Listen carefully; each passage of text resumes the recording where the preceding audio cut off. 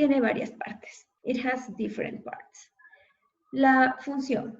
Store and transmit genetic information for the cell reproduction and regulate the function of the cells. Entonces, transmite y almacena la información genética que va a pasar o por qué necesito para la reproducción celular y para las funciones que tenga la célula. El núcleo además va a estar formado o tener 4 partes principales. Nuclear envelope o nuclear membrane, nuclear envelope or nuclear membrane, chromatin, nucleolus y nucleoplasma. Nuclear envelope, lo que le está rodeando, lo que está por la parte de afuera. Nuclear envelope es ¿qué más? Me va a proteger, la membrana nuclear va a proteger al material genético que está dentro de la célula. Luego, aquí, en la parte o en la matriz, hablemos del núcleo, vamos a tener el nucleoplasma, que viene a tener las mismas funciones que el citoplasma, y sería como el citoplasma tiene el citosol y tiene los organelos, el nucleoplasma también tiene una sustancia líquida y tiene sustancias semisólidas que estarían allí, entre esas sería la cromatina y el nucleosoma. La cromatina va a haber 2 tipos de cromatina, eucromatina y la heterocromatina. La eucromatina va a codificar los aminoácidos y por ende va a codificar las proteínas. La heterocromatina, en cambio, tiene una función estructural, es decir, va a formar parte de del centrómero que está formando a los cromosomas. Entonces, no va a codificar ni para proteínas ni para aminoácidos, por esa razón. Luego, el nucleolo.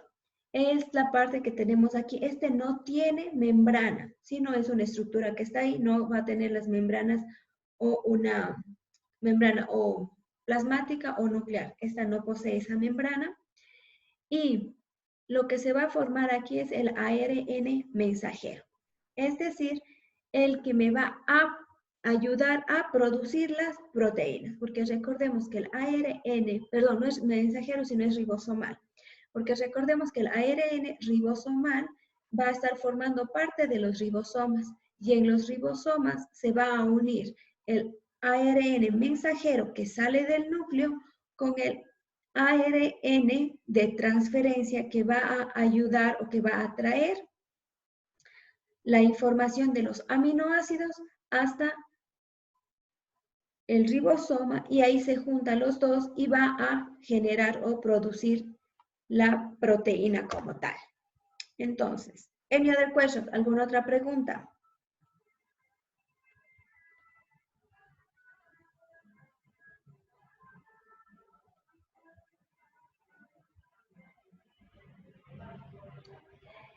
La materia ya está en Classroom, ya les mandé, pero ya voy a chequear si es que hay nuevas diapositivas, les envío.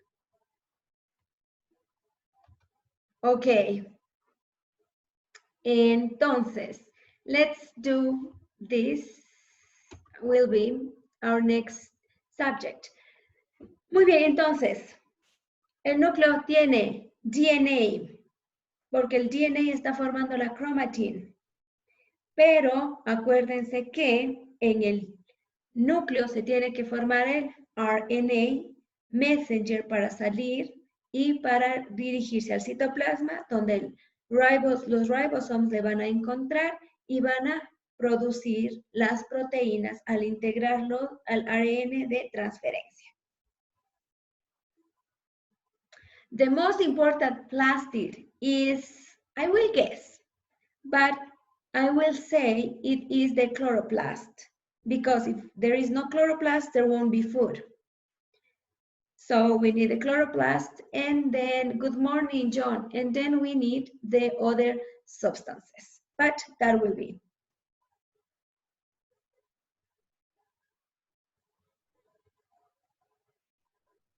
It was until I saw that we didn't see the cilia and flagellates.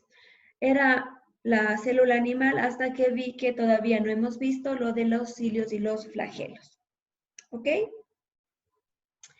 So, let's go with the cilia and flagellae. What is the principal function of cilia and flagelle?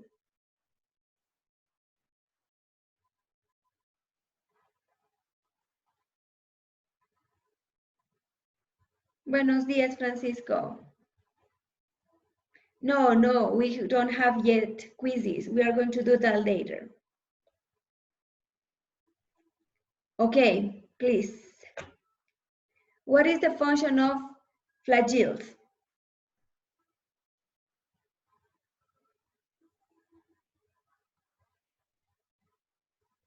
Movement, yes. Y cilia or cilios. Movement, perfect. So here we have the structure of the cilia, right here. And when we're going to study about centrioles and other structure, we need to know the cilia is part of the centrioles and has kind of like the same structure, but with a little differences. So cilia flagelle are flexible membrane extension of the cell, so are part of the cell. And if you see right here, we have cilia examples or an organism with cilia, and here we have an organism with flagelle. The length, so these can, first of all, cilia will be shorter than flagelle. Los cilios van a ser más cortos que los flagelos y la dimensión, el tamaño, la longitud puede ser de pocos micrómetros o puede llegar a medir hasta 2 milímetros. Eso sucede en el caso de algunos insectos que tienen los espermatozoides de estos insectos, los espermatozoides de ciertas especies, van a tener flagelos. La célula puede tener 1 o 2 flagelos, pero va a tener muchos cilios. Entonces, en la siguiente diapositiva vamos a observar una clamidia que posee 2 flagelos, un mammal sperm que posee 1 flagelle. The paramecium right here that possess a lot of cilia. And here, cilia are going to be or are structures that possess many different, we are going to say, what system is this? ¿Qué sistema es este? Okay, Maffer, I will answer your questions. Sistema respiratorio, yes. Entonces, cavidad torácica, respiratorio. En nuestro sistema respiratorio vamos a tener, al igual que los paramecios, cilios. Y la función, los protozoos se mueven con cilios. Muy bien, entonces, como les decía, en el sistema respiratorio vamos a tener nosotros cilios. El objetivo de los cilios en nuestro sistema respiratorio es evitar que el polvo y las sustancias extrañas pasen hacia los pulmones y sean eliminados, es decir, juntamente con la flema, con el moco que se origina y a través de los movimientos de los cilios de nuestros pulmones se va a eliminar este polvo y las sustancias extrañas. ¿Cuál es la diferencia entre los cilios y flagelos? Que los cilios son más cortos y los flagelos son más largos. Las células por lo general van a poseer 1 o 2 flagelos. 3 tal vez, pero no más que eso. Mientras que el paramecio tiene cilios y observamos los cilios hay en más cantidad. Esa sería la diferencia.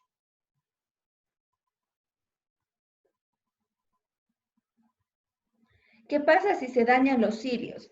¿Qué sucedería? Que el moco, que estaríamos pensando, el sistema respiratorio tiene flema, tiene mucosas. Estas mucosas que están allí, exacto, nos enfermamos porque virus, bacterias, polvo ingresaría directamente a nuestro organismo sin que haya una barrera que impida que esto suceda. Aparte de la movilidad, no.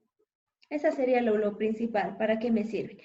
Ahora hay los cilios, que se parecen a los cilios, son más fuertes y son unas estructuras más duras.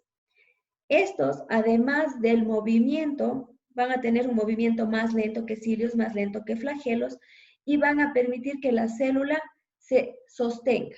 Es decir, se encuentran o le permiten a la célula adherirse a superficie. Y los cilios se van a encontrar igual en algunos parásitos, en algunos protozoos, adheridos a la membrana celular. Entonces, esos serían los cilios. Podríamos llamarlo una versión más fuerte de los cilios, con también movimiento, pero además de eso le da o le permite que se sujete a ciertas superficies.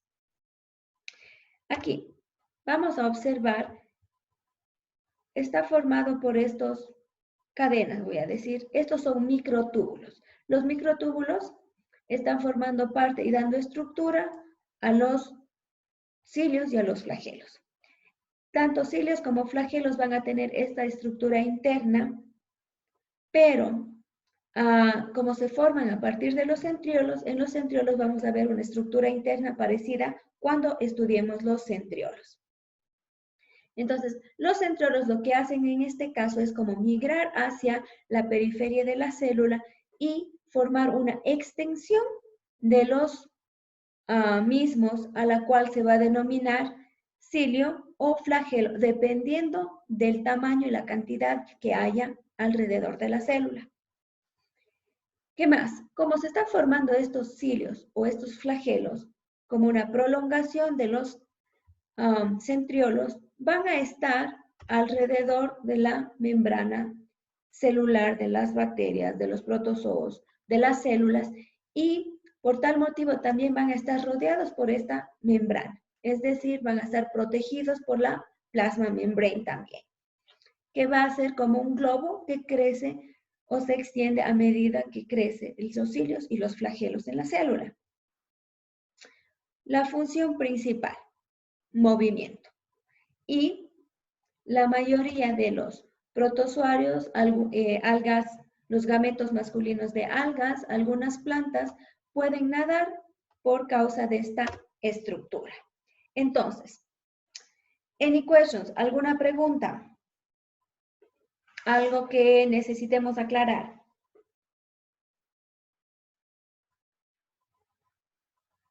No questions? Yes, los cilios dan movimiento.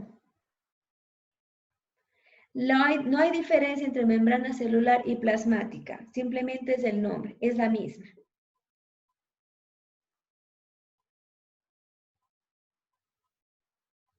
La función, sí, esta función es de cilios y flagelos porque el tema es cilia and flagellum. ¿Ok? Sure. Y no es sistema respiratorio, es sistema respiratorio. ¿Ok? Entonces, en nuestro sistema respiratorio, lo que va a haber es cilios. En la nariz, ¿hay cilios o hay pelos?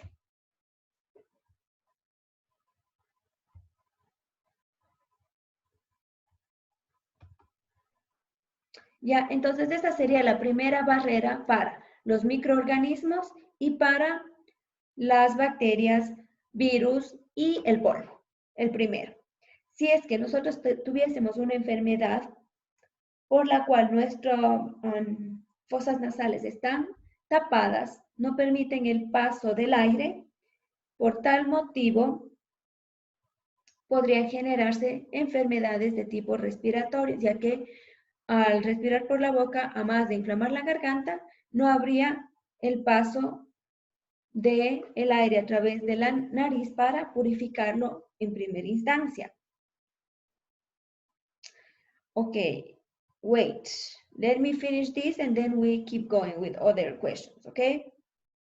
Luego, en esta parte, en todo el tracto va a haber cilios, principalmente vamos a tener en estas áreas. ¿Para qué?